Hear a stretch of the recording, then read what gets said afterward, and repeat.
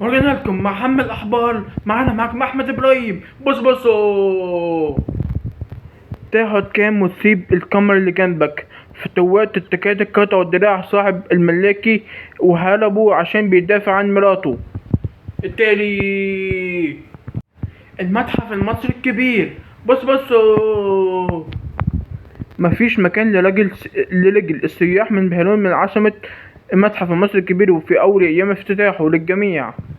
التالي عاجل عطل مفاجئ يضرب واتساب ويب، والشركة تستعد لإصدار بيان رسمي لتوضيح السبب. التالي عاجل يا رب كتر صورنا كل جنسيات العالم في المتحف الكبير في أول أيام افتتاحه للجميع. التالي بلاش أمال والحاجات دي يا جماعة. بصوا خسر 3 مليون جنيه في ألعاب المراهنات. منتصر كنت بمنع ولادي من الأكل عشان ألعب قمار على الإنترنت، وكل فلوسي راحت وبكيت على الحديدة. التاريخ وعند الله تجتمع الحسوم. العراقيون يشمتون في وفاة ديك تشيني مهندس هسو العراق والسلاح الأيمن لبوش الابن.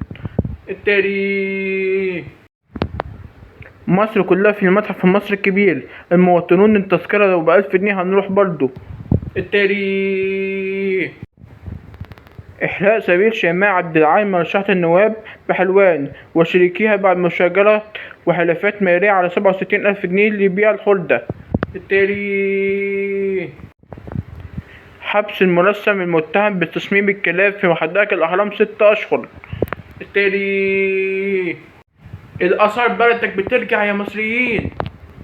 الآثار هتبدأ ترجع لأصحابها. هولندا تعتزم إعادة قطع أثرية عمرها 3500 عام إلى مصر. افرحوا يا مصريين. وده كانت أهم الأخبار. نرجع لكم في أهم الأخبار. معاكم أحمد إبراهيم، وشكرا.